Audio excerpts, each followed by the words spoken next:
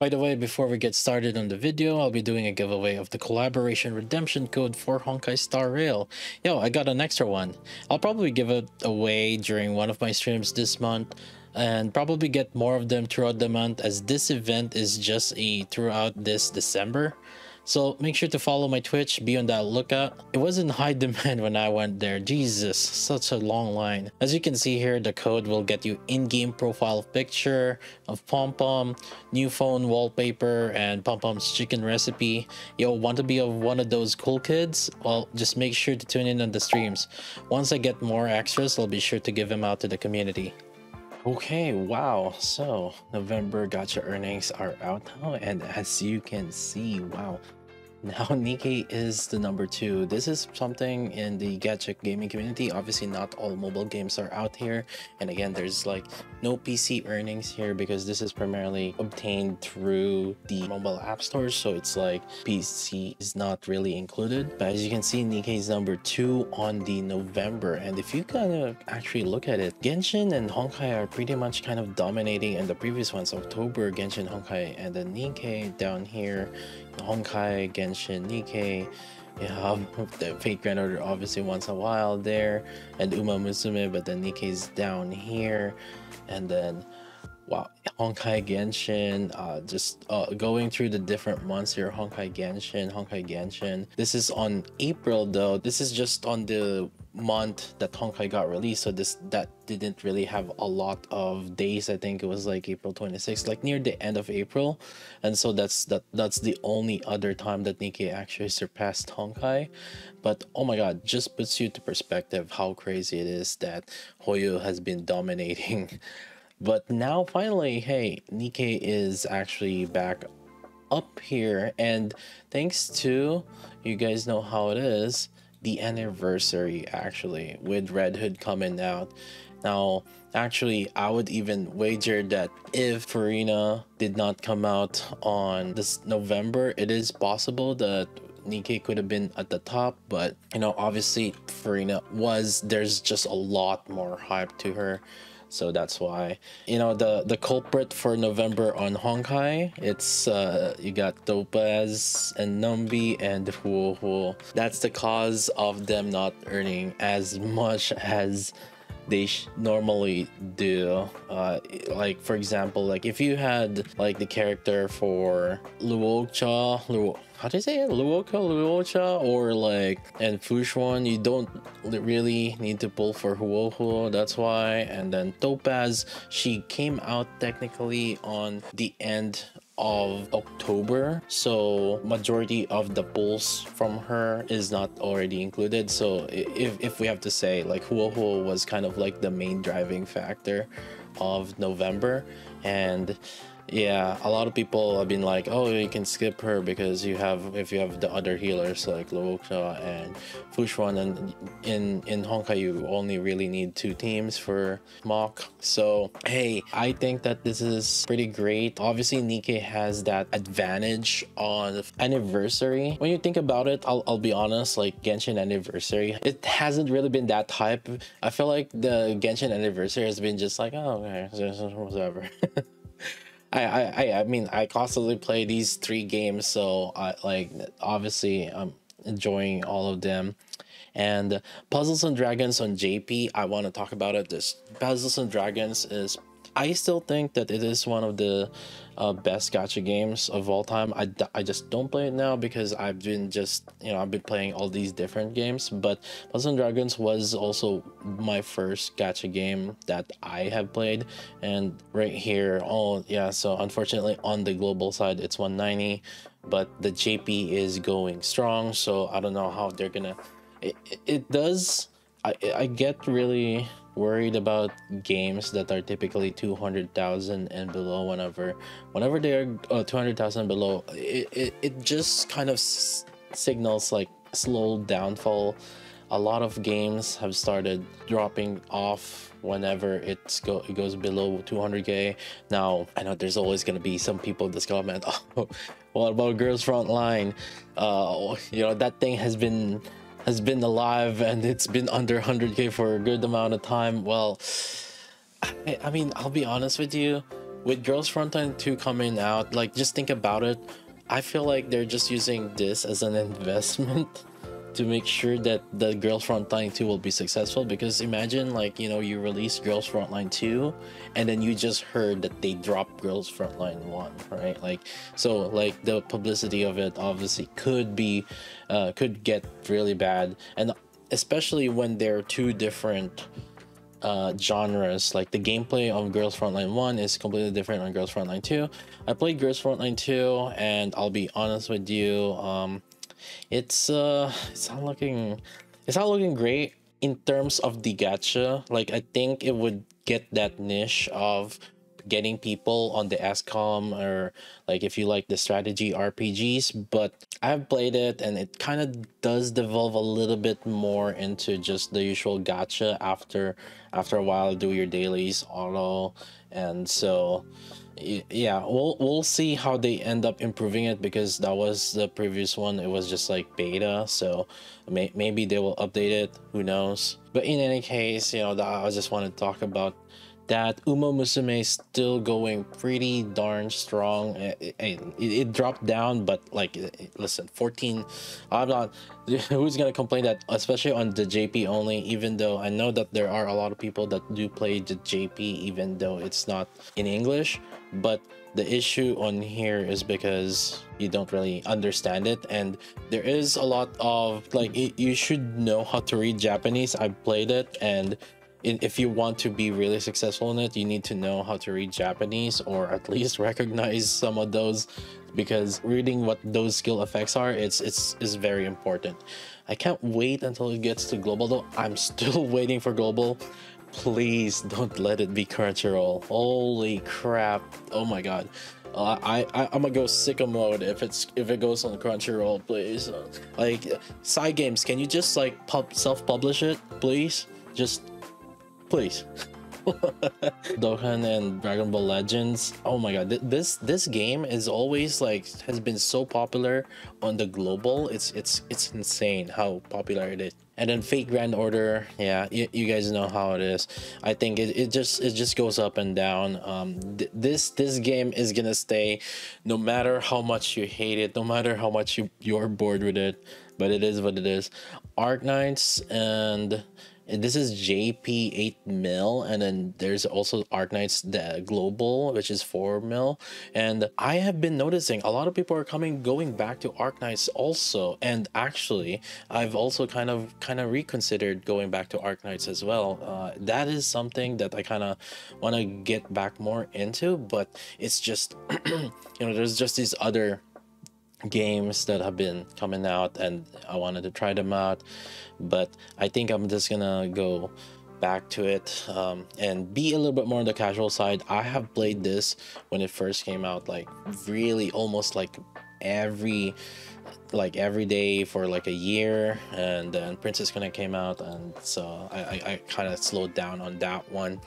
And yeah, Miku Colorful Stage, that one is just so popular. And JP Summoner's War is I think it recently just had the finals on it, the world finals. I'm not sure if it was recent, it was last time or the previous one, but I randomly tuned in on that one. It has a very active esports scene, so it's like I really enjoyed that, even though I don't understand anything about the game. I sometimes like I see them on Twitch like all worlds, and I'm like, oh wait, let me check it out. Yeah, it has a very active PvP community. I feel like that's as far as my surface knowledge goes on that.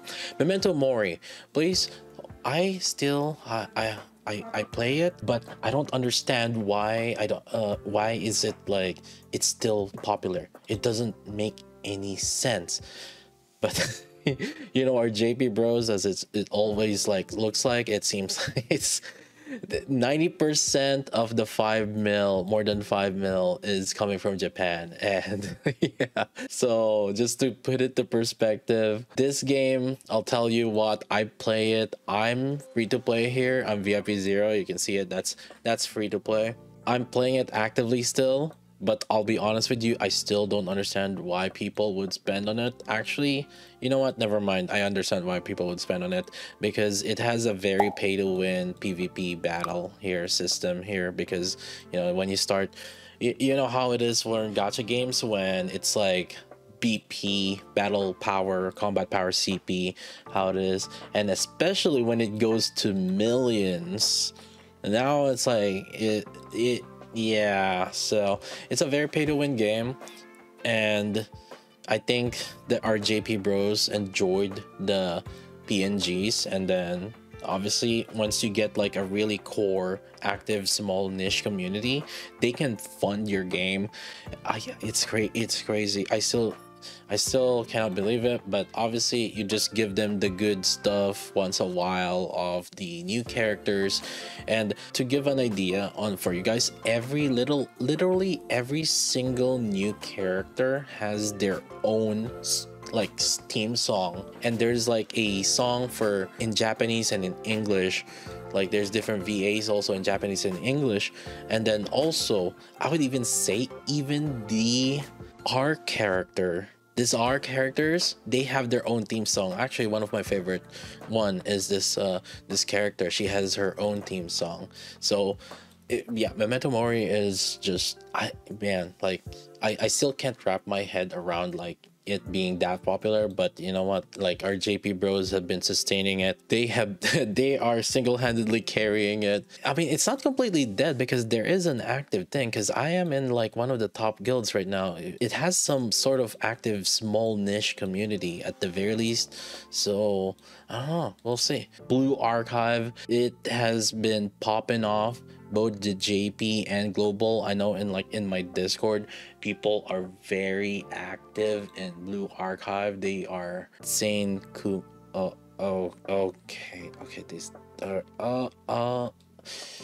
okay, you know what, my Discord anyways. They have been really active. So yeah, Heaven Burns Red, please have a global like translation and with translated, or you know what, even if it's not a global translation, can you do it the Grand Blue Fantasy way?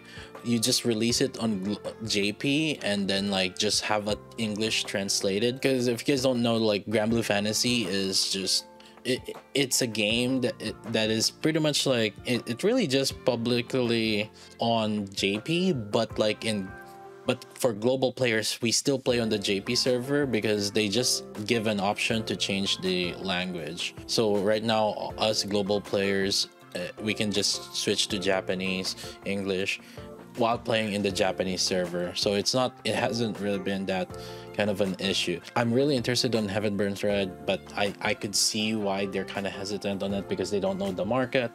And I think they should, you know, they should hire like translators just to do something that is Grand Blue Fantasy is doing. I think more JP companies should also just like explore to it, because us global players are not really like shying away on just playing in JP.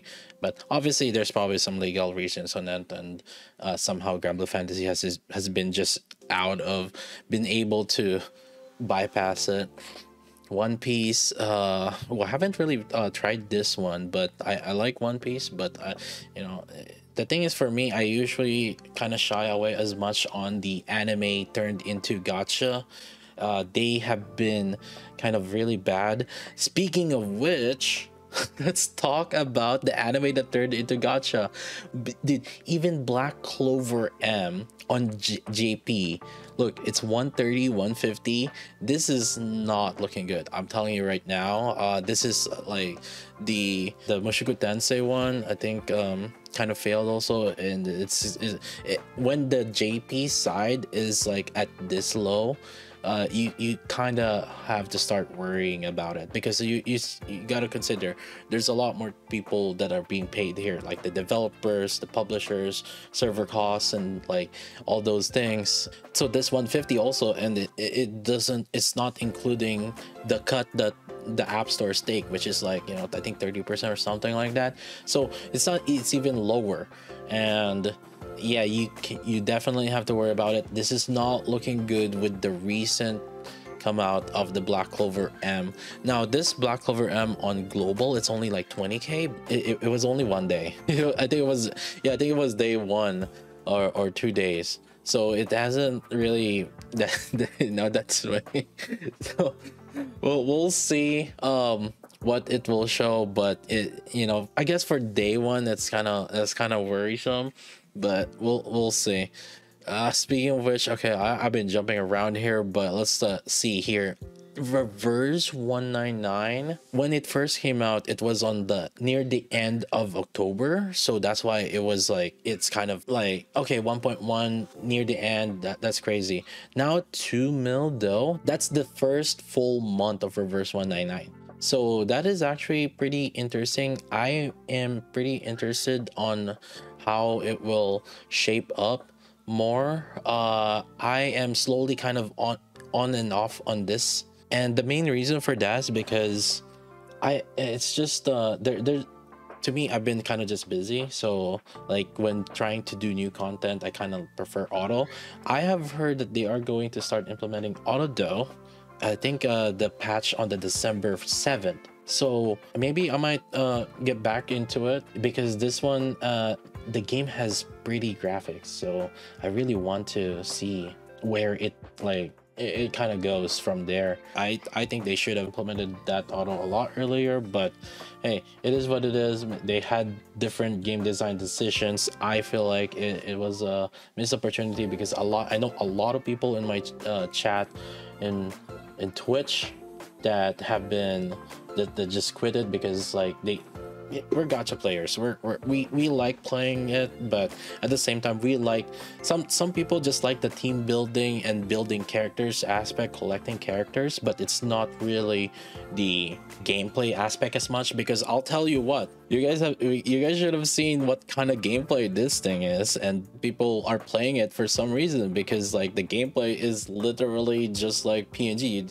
This is auto, full auto, and there's literally no manual. So like, if this game can be successful by just having like your PNGs or I guess GIFs there, like do this and just screw around, there's like no combat in there. I tell you what, if this game Memento Mori can get like that successful just by that, you just have to realize what goes through like gacha players' minds, right? So like make it, don't force the combat. I think like you know, unless you have like really good combat, I think a lot of gacha games should have auto. Tower God New World, okay, that's still doing great. FF7 Ever Crisis, this game has like really fun co-op. Speaking of which though, Opera Omnia is shutting down. If you guys are not aware of that, Opera Omnia, here is Opera Omnia shutting down. It's like February 29. Yeah, it's actually gonna end of service. So I'll be honest with you though, Square Enix is kind of like, I'm always kind of iffy about whenever the publisher Square Enix, it always just ends up being kind of pay to win, cash grab. But let's be real here, what is not in terms of gacha, what is really not pay to win? You guys understand what I mean by like that. Usually they just keep milking their series, and then once it starts showing some bad projection of like the earnings, it's gonna start, they just stop like doing it. Yeah, Azur Lane, funny enough, like both global and JP are in the same range, similar 1.6 1.4, and even global is even higher than the JP one. Oh, One Piece on the global, okay, and then Path to Nowhere, oh, it's going pretty fairly decently strong. I played Path to Nowhere back then, but the thing is, it was just more of the same. I like, if I had to choose right between Path to Nowhere or Arknights, then I would just pick Arknights, because it's just a lot more it just vibes more to me with the aesthetics. Octopath Traveler, I think like the global, did they have the Octopath Traveler in the global 200k? And the JP is 1.1. Okay, yeah, this game is really, I enjoy it. If you don't like having that much of like dailies, I don't know if they change it now, but this game was at least like, it didn't feel like the pressure to me of like logging in daily, at the very least when I played it back then. Honkai Impact 3rd, This is like the forgotten firstborn child. Actually, it's not really firstborn child, but like, and then you compare it with the Genshin Impact and Honkai. Wait, yeah, but Honkai Impact Third has the Genshin Impact, the Impact word in it, and then Honkai has the Honkai in it. It's like. It's there, it's living. Versus Connect, the JP still going strong. Unfortunately, the global shutdown, it is what it is. Another Eden. This one is a pretty good JRPG kind of mix into like mobile, so for those people that want to try it out. Tower of Fantasy, but 800k as an MMO though. I don't know if that's enough. Maybe it is. And also I know that there's a lot of people that purchase on PC client, so that doesn't really get counted for Tower of Fantasy. Tower of Fantasy being a lot more PC oriented because of the MMO nature of it. So this is probably a little bit more successful than it should have been, but you also have to understand that it is an MMO. So like from what I have understood, they do cost more compared to the usual. I don't think though that 800k is a bad thing. I think that it is still sustainable. However, I have heard things about Tower Fantasy 2 coming out. So I don't even know if that's gonna be, who knows, right? What are they gonna do with one? Limbus Company, yeah, this one is a game that was also came out on Steam also. So there's also other things that is probably not counted here. So this one is, it could be more than what we are expecting. And Eversoul, okay, it's still somewhat alive, still hanging on by a thread. 600, I still consider 600, 200 and above, I still consider like alive, but like 300 is when I start being a little bit worried in the future, especially when the JP is included in there. So like Aether Gazer 300, I think that's including JP price, so I'm not sure now. That's kind of worrisome, dude. Outerplane, this one, I'll be honest, this is like basically Epic 7 2.0, right? Like yeah, Epic 7 is at 3 mil up here. If I have to choose, if I have to even recommend, like, dude, just if you have to choose going in, like if you're gonna play Outerplane, I would just say just go play Epic 7. They're essentially like pretty much almost the same thing. Outerplane just has that 3D thing, but you have to worry about whether the game is gonna survive or not. And so that is something that is not a lot of gacha players, I mean, even though we're kind of used to it, whenever people start seeing that the games are slowly not being as profitable anymore, it starts to become worrisome. And gacha players, it propagates like one thing after another. They're gonna slowly like, oh my god, my game's not as popular anymore, I'm gonna jump to another game.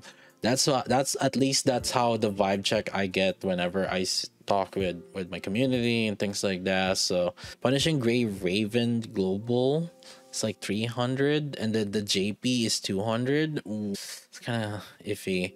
And then Snowbreak 300. This one is global release. Oof. Snowbreak had the best potential that I could think of, that they just dropped the ball. Like really slow events, like the events were like pretty like long, and then the daily grind, there is really no grind to it, so which I think is great, but like I think the combat did get stale after a while. That I think that's the biggest issue downside on it. And I guess, I don't know, maybe the FPS genre just doesn't vibe well. Third person FPS, it's not like Nikke kind of feels like it's different type of I don't know why I said third person and then FPS, but like it's not like a shooter.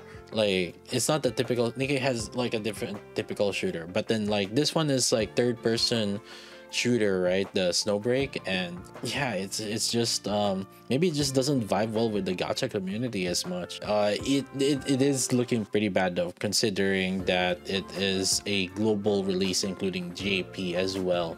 But to be fair, this is also a self-published, so there's no like the developer is not kind of like sharing it, with like a separate publisher, as far as I have understood. Maybe I'm wrong on that one, but I think it can operate at a lower cost compared to others. Yeah, other than that, like the rest are pretty much like, oof. Yeah, this is when it starts going under 200. I start kind of really worrying about it.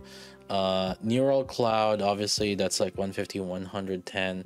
It's not even that is not looking good. Black Clover M, that's dude, they just released just now, but like the JP not doing well. I don't know, but maybe Black Clover is a lot more popular in the global, kind of like how Dragon Ball Dokkan is, like it's not as popular compared to if you for the global, right? Like, see, the global, one of the rare scenarios where global is earning more than the JP. So I don't know, we'll see. So Girl Frontline talked about it earlier. I don't know how you keep surviving, but I also think that the reason why you're surviving is because you have a sister coming out soon.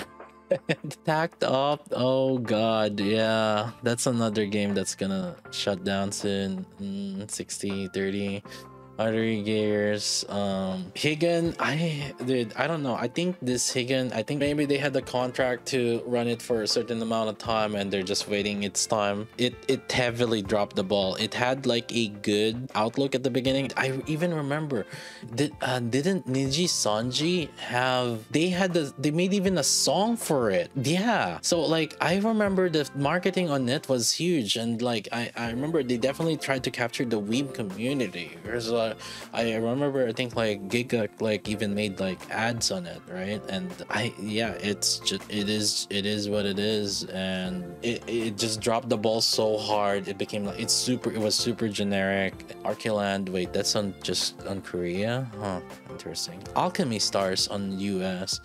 How is, what the, anyways, what do you guys think? What gacha games have you guys been playing right now? And like, are you like, does this any of this like surprise you or anything? But yeah, anyways, that's about it. Thank you all for listening, and I think I'll talk to you guys more on Twitch, or I guess in my live stream on YouTube.